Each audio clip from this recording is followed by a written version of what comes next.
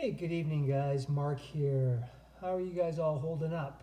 Um, I was sent a question by one of the students, one of you guys, and basically, it was very nice of you to say. I was asking how Abmaki was doing.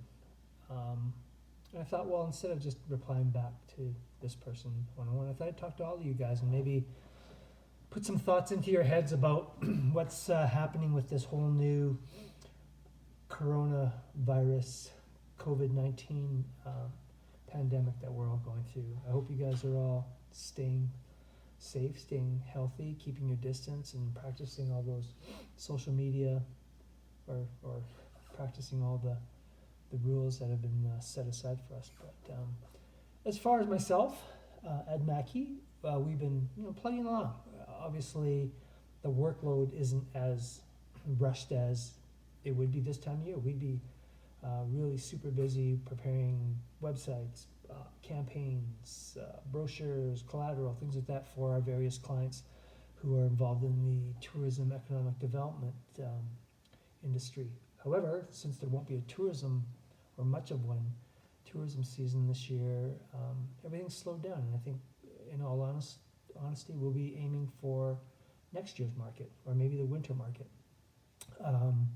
Our clients, like luckily for us, the budgets were set aside early, so they are continuing on with projects, but there's no rush anymore. So thankfully for us, we still get to do the work.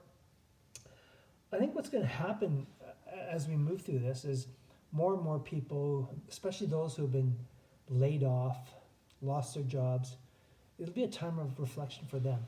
And this happened with the last oil crisis where we got to meet people who they were given back then a nice little severance package. So they got to take their dollars and invest in their dream, whether they wanted to start a bike shop, start a bakery, start their own consulting, whatever. That was their opportunity because they didn't have a job to come back to. No different than my wife and I setting up Adnaki. I had, at the time, was about to step into the role with another agency after being or voluntarily asking myself to get fired. But yeah, I was given a nice severance package. I didn't want to move to Toronto.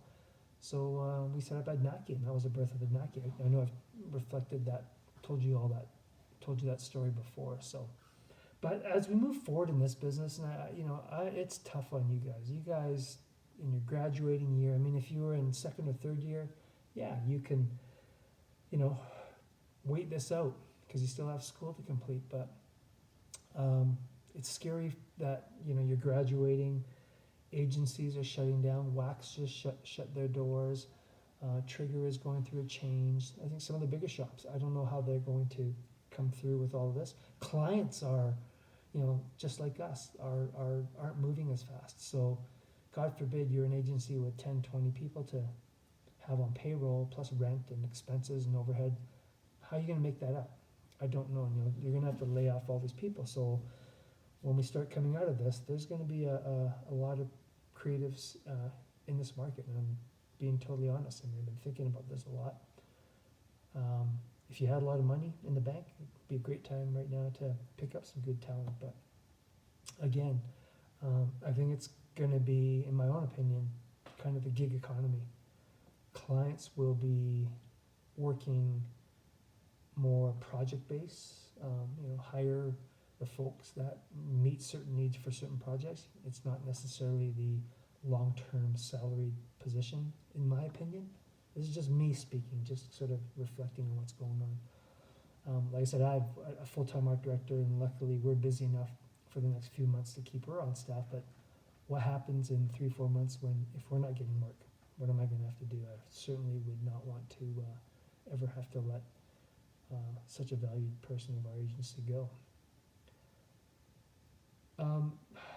Yeah, like I said, it's a gig economy, but it's a new way of doing things. Like this new normal for us is, I think, as we're realizing right now, we're going to be working from our homes. I think there'll be a lot more, even the client side of things. It'll be working from home offices because we're all going to be a little bit more careful, more diligent about social interaction. And it's not going to be a quick recovery. It's going to take a long time. I was listening to CNN tonight, and they're describing how when we start getting back to reality or the new normal, you'll go into a restaurant, the waiter will take your temperature as you enter, the concierge will take your temperature as you enter. There will be half or less the normal amount of people allowed in the restaurant. Your server will be wrapped head to toe in antiviral gear. I mean, it's going to be bizarre. So if you're the customer, like, geez, you don't know what's going on in the kitchen. What's that going to be like? All these types of stories are emerging. So we're in for a definite change. That's for sure. God forbid you own a bunch of billboards on a major downtown main street in Toronto, Vancouver, Calgary. Nobody's going to be looking at those things, or the highway out to Banff and Kananaskis. Who's going to be looking at these billboards if nobody's traveling?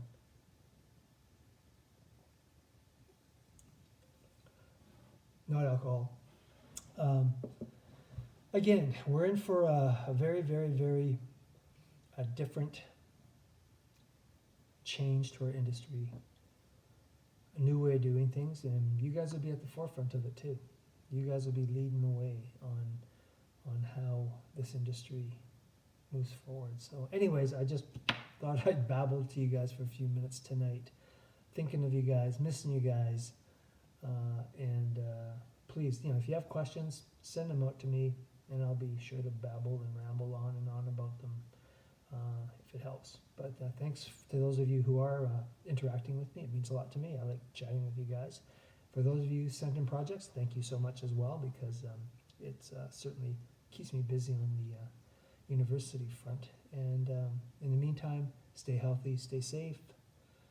Hugs from afar. Keep your distance. Stay safe, and stay home. Mark out.